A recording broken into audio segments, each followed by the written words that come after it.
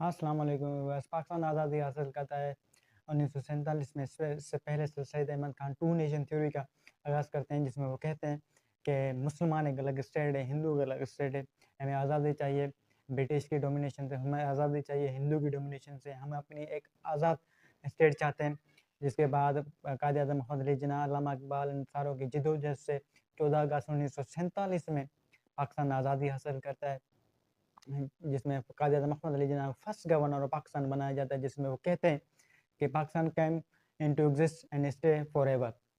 उसके बाद कायद-ए-आज़म मोहम्मद अली जिन्नाह ये ऐलान कर देंगे कि हम कब तक अपना रिज़र्व जो है स्टेट बैंक ऑफ इंडिया में रखेंगे। हमें अपनी एक अलग बैंक चाहिए, जिसमें वो नेशनल बैंक वो स्टेट बैंक ऑफ पाकिस्तान का ऐलान करते हैं। एस्टेब्लिश वो Pakistan state bank of Pakistan 1948 में करते हैं, जिसमें फॉरेन रिज़र्व ऑफ पाकिस्तान रखे जाते हैं। हमारा मेन मोटो, हमारा मेन फोकस पाकिस्तानी इकोनॉमी के बारे में है, तो आज हम होल इकोनॉमी ऑफ पाकिस्तान जितनी भी गुजरी है, सो सारा कुछ कवर करेंगे इस वीडियो में। अगर 1947 में पाकिस्तान की जीडीपी देखें तो 53% पाकिस्तान की जीडीपी होती है, और 1947 से लेकर 1950 तक पाकिस्तान के 3 गवर्नर गुजरे हैं, जिसमें फर्स्ट गवर्नर पाकिस्तान कायद मोहम्मद अली जिन्नाह थे, जिन्होंने मेन मोटो यही था कि हम अपना एक अलग कॉन्स्टिट्यूशन बनाएं। बिसाइड इसके उन्होंने एग्रीकल्चर रिफॉर्म्स लाए और दूसरी कुछ रिफॉर्म्स लाए, मगर इतना खास जीडीपी में ग्रोथ और इकोनॉमिक ग्रोथ इतना ना ला सके। 3 साल में पाकिस्तान की इकोनॉमी सिर्फ 0.2% बढ़ी है। इसका मतलब पाकिस्तान की इकोनॉमी है, जीडीपी है, जो 53.2% बढ़ी है 3 सालों में। उसके बाद अगर हम 1947 पाकिस्तान की पॉपुलेशन के बारे में बात करें तो 30 मिलियन पॉपुलेशन होती है पाकिस्तान की, जिसमें 60% अर्बन एरिया से होते हैं और 94% जो है रूरल एरिया से होते हैं। हमारे जो 65% जो है हम एग्रीकल्चर पे स्टे करते हैं, जिसमें हम 99% हम जो एक्सपोर्ट करते हैं वो एग्रीकल्चर थ्रू करते हैं। 90% हम एक्सपोर्ट एक्सचेंजिंग करते हैं वो एग्रीकल्चर के थ्रू करते हैं।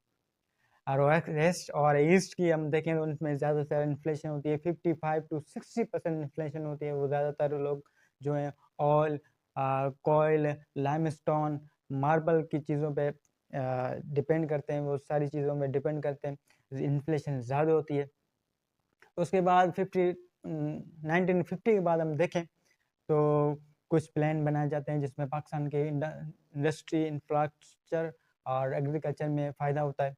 1950 में नेशनल प्लान डेवलपमेंट किया जाता है, कोलंबो प्लान 1951 में किया जाता है, कोरियन वार 1950 टू 1950 और 5 ईयर्स प्लान्स 1955 टू 1958 ये प्लान बनाया जाता है, जिसमें पाकिस्तान की जीडीपी को, पाकिस्तान की इकोनॉमी को ग्रोथ होती है, पाकिस्तान के इंफ्रास्ट्रक्चर को, पाकिस्तानी इंडस्ट्री को ज़्यादातर फ़ायदा पहुँचता है, जिसमें पाकिस्तान की एग्रीकल्चर जो है 1.9% बढ़ती है, पाकिस्तान की इंफ्रास्ट्रक्चर जो है 7.7% बढ़ती है, और पाकिस्तान की जो जीडीपी है 3.3% ग्रो करती है।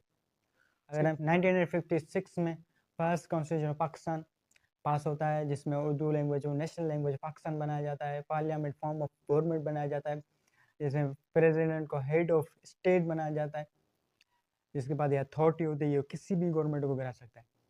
उसके बाद 1958 में first military reform, first martial law Ayub Khan लगाते हैं, जिसमें वो बहुत सारी रिफॉर्म्स लाते हैं, जैसे कि ऑटोमोबाइल और सीमेंट इंडस्ट्री में रिफॉर्म लाते हैं, एग्रीकल्चर में रिफॉर्म लाते हैं। चाइना रशिया इलेक्ट्रिसिटी के थ्रू हमें सपोर्ट करता है। और एग्रीकल्चर में 8 जून 1965 को न्यूयॉर्क न्यूज़ ये लिखते हैं कि Pakistan goes to success, Pakistan की कामयाबी की तरफ बढ़ रहा है। मगर उसके बाद अगर अयूब खान की नाकामी की तरफ देखें तो उनको डेमोक्रेसी से नाकार रहे, ईस्ट पाकिस्तान बांग्लादेश के मामले को हल ना कर सके, रिच और पुअर के कंपैरिजन को ख़त्म ना कर सके। ये के बाद 1965 को इंडो पाक वार लगती है, जिसमें पाकिस्तान की जीडीपी को, पाकिस्तानी इकोनॉमी को बहुत बड़ा धचका लगता है, पाकिस्तान की इंडस्ट्री को बहुत बड़ा धचका लगता है, पाकिस्तान की जीडीपी रैपिडली डिक्रीज करती है। अयूब खान के दौर में अगर पाकिस्तान की जीडीपी देखें तो 6.7% बढ़ती है और एग्रीकल्चर पर 9% बढ़ते हैं। उसके बाद सेकंड मिलिट्री रिफॉर्म आता है, जिसमें ईस्ट पाकिस्तान चेंज होता है बांग्लादेश में, जिसमें वायलेंस और क्राइसिस बढ़ते हैं और पाकिस्तान की इन्फ्लेशन में रैपिड इंक्रीज आता है, ऑयल की कम कीमतों में बहुत सारा इंक्रीज आता है।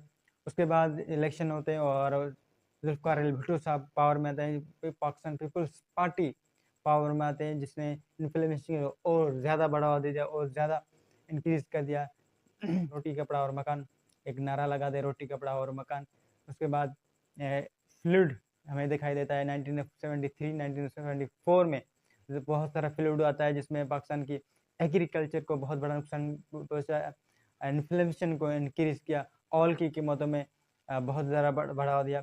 उसके बाद 1977 में इलेक्शन होते हैं, वो कहा जाता है कि पाकिस्तान पीपल्स पार्टी ने जीते, मगर किसी ने पाकिस्तान मुस्लिम लीग नून ने कहा दिया हमने जीते। बहुत सारा प्रोटेस्ट होता है और उसके बाद मार्शल लॉ लगाया जाता है, जिसके बाद जनरल ज़ियाउल हक अपने इक़्तिदार में आते हैं। उसमें ज़्यादा एग्रीकल्चर और पाकिस्तान की जीडीपी में इतना ज़्यादा ग्रोथ नहीं हुआ, मगर अगर देखें तो इस्लाम में बहुत ज़्यादा बढ़ावा दिया गया, प्रायोरिटी दी गई, क्योंकि ज़ियाउल हक साहब एक इस्लामी बंदे थे जिन्हें इस्लाम को बढ़ावा दिया।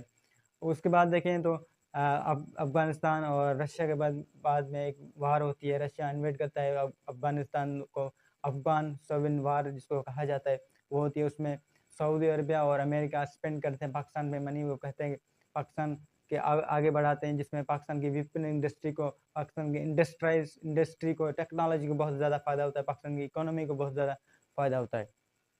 पाकिस्तान की जीडीपी थोड़ा इंक्रीज़ करती है, उसमें पाकिस्तान की जीडीपी 6.6% बढ़ जाती है, पाकिस्तान की एग्रीकल्चर में 5.4% जो है इंक्रीज़ आता है।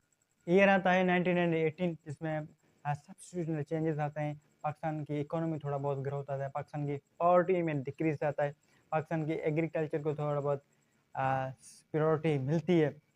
पाकिस्तान की अगर आप पॉवर्टी देखें 1986 में, 1987 में, तो 19.1% बचती है, और पाकिस्तान की जो अनएम्प्लॉयमेंट है वो डिक्रीज़ होती है 3.7% से 2.6% पहुँचती है। अगर ईयर 1988 में देखें तो इस्लामिक स्टेट आता है, जिसमें फ्री बैंकिंग सिस्टम लाया जाता है, जीडीपी पाकिस्तान की ग्रोथ में आ जाती है, 60% पाकिस्तान की जीडीपी ग्रोथ आ जाती है। 1986 के बाद डेमोक्रेसी स्टार्ट होती है, पाकिस्तान जीडीपी में ग्रोथ होती है, 6.3% पाकिस्तान की जीडीपी में ग्रोथ होती है। 1980 से 1990 तक पाकिस्तान की जीडीपी में ग्रोथ है। मैन्युफैक्चरिंग एक्सपोर्ट में इंक्रीज आता है,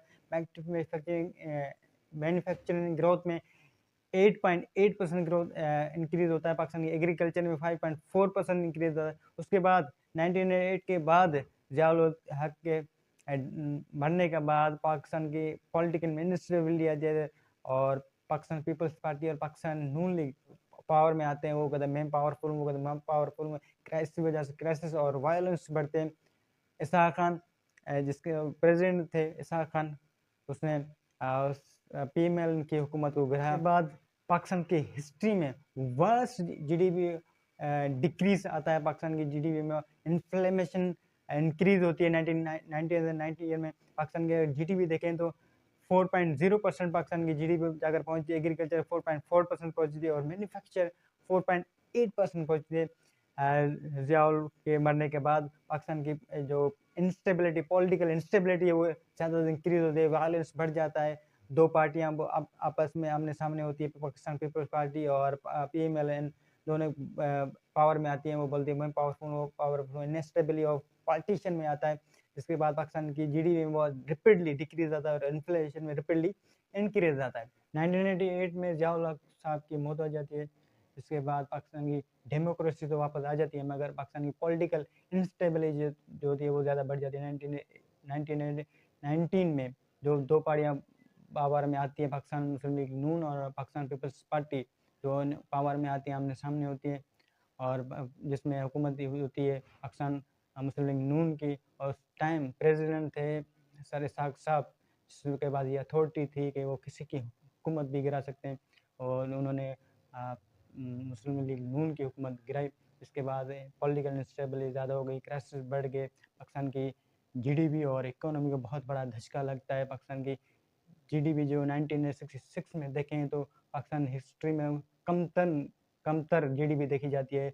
1.7% पाकिस्तान जीडीपी देखी जाती है, सबसे कम तरन और ख़राब से ख़राब वर्स्ट इकोनॉमी पाकिस्तान की देखी जाती है। 28 मई 1990 2008 में पाकिस्तान न्यूक्लियर टेस्ट करता है और पाकिस्तान को अपने आप को मनवाता है कि हम एक न्यूक्लियर पावर है।